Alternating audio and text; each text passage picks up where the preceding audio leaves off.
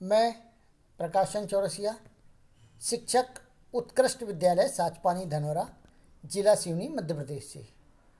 आज हम हिंदी व्याकरण का एक महत्वपूर्ण चैप्टर शब्द शक्ति के बारे में इस वीडियो में देखेंगे।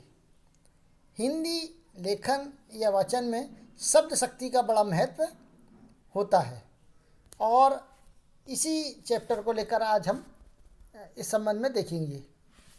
शब्द शक्ति, इसका अगर हम शाब्दिक अर्थ देखें तो शब्द का अर्थ बोध कराने वाली शक्ति शब्द शक्ति कहलाती है। अर्थात वह शक्ति जो शब्द के अर्थ का बोध कराती हो, शब्द शक्ति कहलाती है। काव्य में शब्द शक्ति का बड़ा महत्व होता है। किसी भी काव्य में शब्द शक्ति का बड़ा महत्व होता है और शब्द अर्थ का मूल भाग होता है। अर्थात जो शब्द होते हैं वही अर्थ को ले जाने का कार्य करते हैं व्यक्ति तक। तो इस शब्द अर्थ का मूल भाग होता है।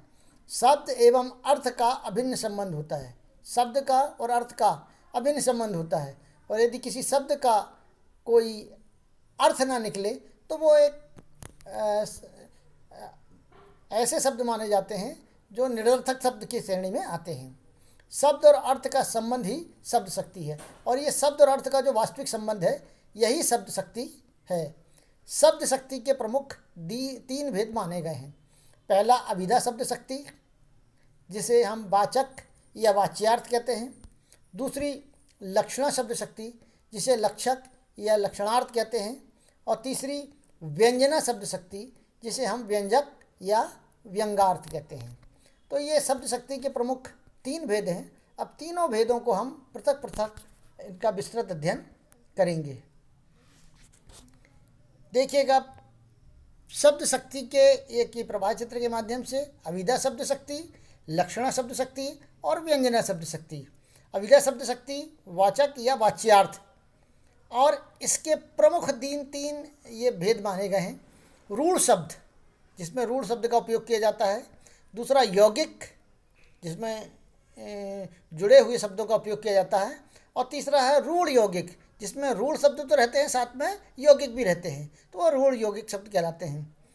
दूसरा है लक्षणा शब्द शक्ति, इसके भी दो भेद माने गए हैं। एक रूढ़ लक्षणा या दूसरी प्रयोजनवती। तीसरा है व्यंजना शब्द शक्ति, जो व्यंजक रहता है या व्यंगार्थ रहता है। अर्थात जब व्यंग किया जाता है तो वहाँ पर व्यंजना शब्द शक्ति मानी जाती है। इसमें भी दो प्रकार की भेद किए गए हैं। एक शाब्दिक व्यंजना और दूसरी आर्थी व्यंजना। शाब्दिक व्यंजना अर्थात जहाँ पर शब्द के द्वारा व्यंग किया जाता है, और दूसरा आर्थी मतलब जहाँ अर्थ के आधार पर किया जाता है, तो ये आर्थी व्यंजना है। अब हम देखेंगे अभिधा शब्द शक्ति। तो ये आ जाएगा हमारा अभिधा शब्द शक्ति। अभिधा शब्द शक्ति, जिस शब्द के श्रवण मात्र से परंपरागत सीधा अर्थ समझ में आ जाए उसे अभिधा शब्द शक्ति कहते हैं। अर्थात जिस शब्द को जब हम बोलते हैं और सीधा सीधा उसका अर्थ निकल जाए, कहीं कोई भेद न रहे, सभी को वह एक सा ही लगे, तो वहाँ पर अभिधा शब्द शक्ति कहलाती है। अभिधा शब्द शक्ति में शब्द के साधारण व व्यवहारिक अर्थ लिया जाता है। शब्द का जो साधारण व व्यवहारिक अर्थ रहता है वही इसमें लिया जाता है। अच्छा, और इसमें मुख्यार्थ का बोध होता है। मुख्यार्थ का बोध होता है। उदाहरण, बैल उपयोगी पशु है। अर्थात जो बैल होता है वो उपयोगी पशु है। दूसरा, मोहन खेलता है, तो मोहन खेलता है। अर्थात दोनों को हम अगर देखते हैं तो बैल उपयोगी पशु है। अगर कोई बोलता तो हमें ये समझ में आ जाता है कि बैल उपयोगी है, और मोहन खेलता है, इसका सीधा सीधा अर्थ लगता है मोहन खेलता है। अर्थात जब इसका सीधा अर्थ समझ में आ जाता है तो वह होता है अभिधा शब्द शक्ति होती है। विशेष, ये जब किसी पद में यमक या उत्प्रेक्षा अलंकार हो तो प्रायः अभिधा शब्द शक्ति होती है। या जो मयंक लिखा उसे यमक है ना, यमक या उत्प्रेक्षा अलंकार होती है, तो वहाँ पर अभिधा शब्द शक्ति होती है। सामान्य तौर पर प्रायः ये माना गया है कि इसमें होती है। अब अभिधा शब्द शक्ति के तीन भेद माने गए हैं। पहला रूढ़ शब्द, जिसमें शब्दों के खंड न होकर अर्थबोध जातिवाचक शक्ति द्वारा होता है, जैसे गाय, आदमी, पुस्तक आदि। तो ये रूढ़ शब्द है, जिसमें मतलब रूढ़ शब्द लेते हैं लेकिन इसका कोई मतलब इसमें योग नहीं होता है, तो ये रूढ़ शब्द कहलाते हैं। दूसरा है यौगिक। यौगिक में अर्थबोध यौगिक शब्द शक्ति से हो, जहाँ पर जो अर्थ होता है वो यौगिक शब्द शक्ति से हो, अर्थात जो शब्द हों वो जुड़े हुए हों एक दूसरे से। जैसे उदाहरण के लिए सुधांशु, दिनमान और निशाचर। तो इस तरह के जो शब्द है ये दो शब्दों से मिलकर बने रहते हैं। तो यहाँ पर यौगिक शब्द शक्ति, यौगिक अभिधा के अंतर्गत यौगिक शब्द शक्ति के अंतर्गत आते हैं। तीसरा रूढ़ यौगिक, जहाँ अर्थबोध दोनों के योग से हो। पंख में जन्मी वस्तु, अर्थात यहाँ पर दोनों चीज़ें हैं, तो ये अभिधा शब्द शक्ति का तीसरा रूढ़ यौगिक शब्द शक्ति कहलाती है। इस तरह से हम देखते हैं कि अभिधा शब्द शक्ति जो है वो आपको समझ में आ गई होगी। अब शब्द शक्ति की दूसरी वे है लक्षणा शब्द शक्ति। लक्षणा शब्द शक्ति के अंतर्गत हम देखेंगे जिसका लक्ष्यार्थ, अर्थात किसी विशेष लक्ष्य को ध्यान में रखकर जब इस अर्थ निकाला जाता हो तो वहाँ पर लक्षणा शब्द शक्ति देखने को मिलती। मुख्यार्थ में बाधा होने पर लक्षण के आधार पर जब अर्थ निकाला गया हो वहाँ पर लक्षणा शब्द शक्ति होती है, अर्थात लक्षण के आधार पर हम अर्थ निकालते हैं तो वहाँ लक्षणा शब्द शक्ति होती है। जैसे उदाहरण के लिए मोहन शेर है। अब मोहन शेर है का शाब्दिक अर्थ होता है मोहन शेर है, अर्थात शेर तो एक जानवर होता है, लेकिन नहीं, यहाँ पर मोहन में जो शेर के गुण को देखकर हम शेर के लक्षणों को देखकर हम मोहन को शेर कहते हैं। तो यहाँ पर चूँकि शेर के बहादुरी, फुर्तीलापन, ताकत ये होते हैं तो हम उसको देखकर मोहन शेर है कहते हैं। इसी तरह 9 2 11 हो जाना, अगर अभिधा के अंतर्गत देखें 9 और 2 11, ये तो सीधा सीधा अर्थ है, लेकिन नहीं, यहाँ पर उसका अर्थ कुछ और है। 9 2 11 होना अर्थात भाग जाना। यहाँ पर विशेष रूप से एक जो मुहावरा है उसका प्रयोग किया गया है और ये लक्षणा शब्द शक्ति के अंतर्गत आता है। प्रायः अधिकांश मुहावरे व लोकोक्ति, यहाँ पर एक विशेष ध्यान देने की बातें हैं कि प्रायः अधिकांश मुहावरे या लोकोक्ति लक्षणा शब्द शक्ति होती है, अर्थात इनमें क्या होती है, लक्षणा शब्द शक्ति होती है। लक्षणा शब्द शक्ति के दो भेद माने गए हैं। लक्षणा शब्द शक्ति प्रमुख रूप से दो भेद माने गए हैं। एक रूढ़ा लक्षणा, अर्थात मुख्यार्थ का बाधा न होने पर प्रसिद्ध रूढ़ी हो, अर्थात रूढ़ी के आधार पर, जैसे वह चौकन्ना रहता है। अब चौकन्ना शाब्दिक अर्थ अगर देखें तो चौ मतलब चार और कन्ना मतलब कान, तो चौकन्ना, लेकिन यहाँ पर ऐसा नहीं, चौकन्ना रहने का मतलब है सतर्क रहने से है। तो इस तरह से ये इसका एक उदाहरण है जो लक्षणा शब्द शक्ति, यहाँ पर चौकन्ना रहता है अर्थात लक्षण के आधार पर देखें तो वह सतर्क रहता है, इससे है। दूसरा है प्रयोजनवती लक्षण।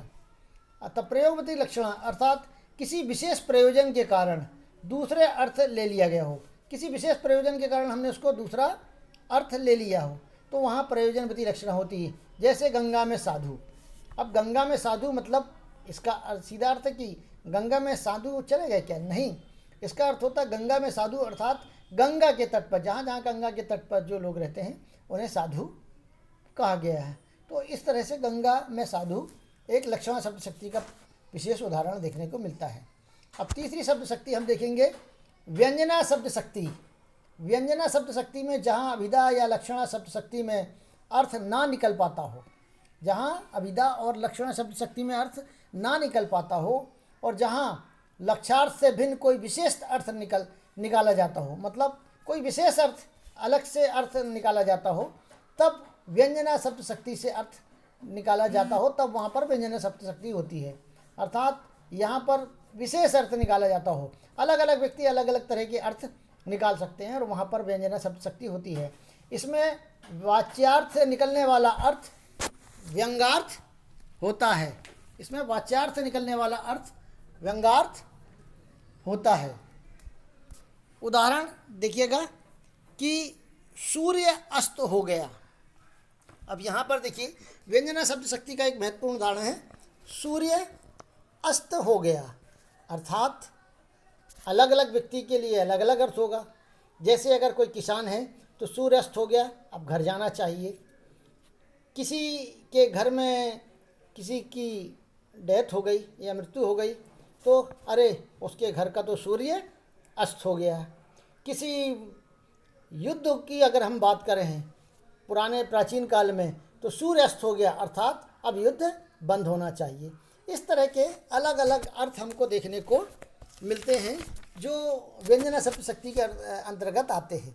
अर्थात यहाँ पर जो अलग अलग व्यक्ति अलग अलग अर्थ निकालते हैं, अपने हिसाब से उसका अर्थ निकालते हैं, तो ये व्यंजना शब्द शक्ति के अंतर्गत आता है। व्यंजना शब्द शक्ति के भी दो भेद माने गए हैं, एक शाब्दी व्यंजना और दूसरा अर्थी व्यंजना। शाब्दी व्यंजना, इसमें शब्द के अनेक अर्थ होते हैं। जैसे शब्द तो होता है लेकिन उसके अलग अलग अर्थ होते हैं। जैसे उदाहरण के लिए पानी गए ना उबरे मोती मानुष चून, यहाँ पर पानी का मोती के लिए अलग, मानुष के लिए अलग और चून के लिए अलग अलग अर्थ लगाया गया हो। इस तरह मोती मानुष चून, और तो पानी का जो अलग अलग व्यक्ति अलग अलग उसके लिए अलग अलग भेद बनाए गए। तो ये व्यंजना शब्द शक्ति का और शाब्दी व्यंजना का एक महत्वपूर्ण उदाहरण है। दूसरा है आर्थी व्यंजना। आर्थी व्यंजना, इसमें एक ही वाक्य के अनेक अर्थ होते हैं। अर्थात आर्थी व्यंजना जो वाक्य होते हैं उसके अनेक अर्थ होते हैं। शाब्दी व्यंजना में शब्द के अनेक अर्थ होते हैं, आर्थी व्यंजना में जो है वाक्य के अनेक अर्थ होते हैं। जैसे संध्या हो गई, संध्या हो गई, यही सूर्यास्त हो गया, ये उसी मतलब का उदाहरण है। संध्या हो गई मतलब किसी व्यक्ति के लिए तो घर जाना चाहिए, संध्या हो गई तो उन्हें क्या भोजन पकाने की तैयारी करना चाहिए। माँ अपनी बेटी से कहती कि बेटा संध्या हो गई, तो इसका अर्थ है अब घर पे दीपक जलाना चाहिए। तो इस तरह से ये व्यंजना शब्द शक्ति हमको देखने को मिलती है।